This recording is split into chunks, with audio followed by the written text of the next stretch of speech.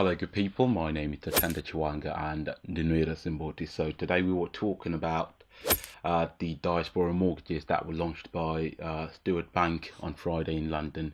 Right, so I attended the event and I had a good chance to speak to the CEO of Steward Bank, which is Dr. Lance. I forgot his surname, but great guy, straight to the point. I like him. But we need to talk a bit more in depth about these mortgages. Are they the best financial instrument to take at the moment, or do we really need to look at it up close? So the first thing you need to know is that they're offering these mortgages at 2% interest, which is lovely, excellent. But when you take a closer look, that's when you start to unravel these weird little details that are a bit suspicious, because it's fixed for 2 years. Sorry, it's fixed for 5 years at 2%. After that, it becomes variable. And my wife asked if the variability was capped to, say, maybe 10% or 15%, but it's not capped. So that means after 5 years of paying 2% interest, they can ramp up the interest to 20%, 30, or even 100, and they will still be within their contract. So that's something you need to be very, very careful of. You need to take that into consideration before you go for these loans, as much as they are attractive at the moment, but be careful. Right, so I've got a few notes that I noted on that event. So if your circumstances change, say you've got the mortgage here in England and your circumstances change, you want to go back to Zimbabwe, what will then happen is they are going to change the mortgage, right, to a new contract. So you get a contract while you're in the UK or while you're in America or wherever you are, then when you go back to Zimbabwe, for you to continue paying for that mortgage, because now you no longer have a salary or an income from outside, they are going to change the terms of the mortgage. So that means from a 2%, they're going to ramp it up to about 12% and yonder going further. So is this something you want to, tie yourself?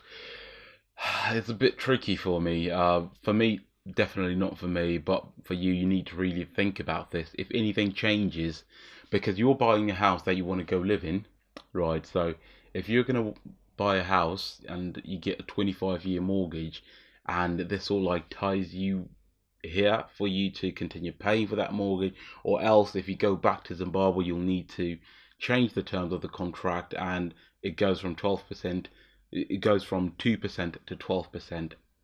You need to think about that, because that's a huge margin. That's huge. And consider this, houses in Zimbabwe at the moment, they're not really generating income, so you can't really get much from the house itself for it to pay for its mortgage like we do here. So that's a big no for me. So, but I don't know, up to you. Think about it.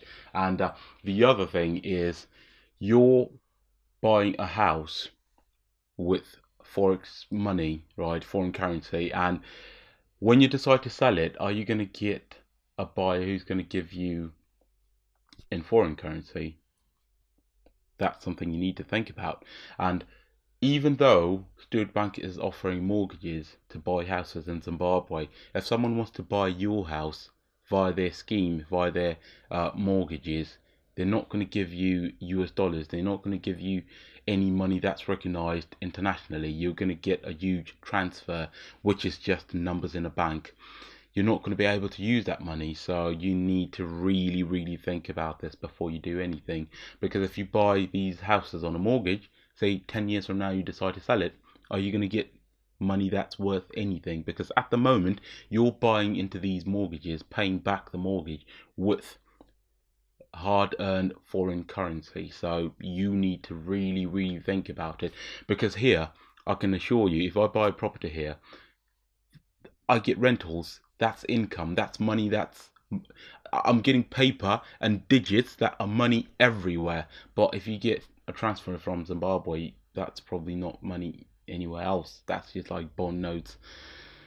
And you also need to consider that there's the externalization law that was put into place last year, where you're not allowed to take out any money or transfer a huge sum of money outside Zimbabwe. And but the paradox of the case is you were putting money from you were sending money from outside Zimbabwe into Zimbabwe. Now you just want to take that same money outside, but you won't be allowed to do so.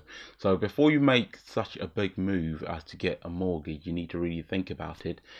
I don't see much advantages on the customer, but to be fair, Steward Bank is going to make a lot of foreign currency, which is good, because I had a chance to speak to the CEO, and he was straight up with me. They're trying to raise foreign currency, which is good, but on your part you need to be informed. You need to make sure you think about this before you do anything. And just a bit of a disclaimer, this is my own perspective, this is my own views, so whether you decide to go for it or not, that's up to you. Right, so on that note, do I think that there's a better way to invest your money?